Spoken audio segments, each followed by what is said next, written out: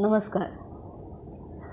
कशी आणि कुणासाठी इतकी ओढ घेते माती, मुळे उखडत पूर पाणी वाहत जाते कोणापाठी. आपलेपणा दूर सारून माणूस कसे धावत जाते, अंधारलेल्या वाटेवरती जीव कसा लोटून देते. रक्तामधल्या पेशींवरची कशी मिटते आदिलिपी, अज्ञातावर डोके टेकून भूत कसे जाते झोपी.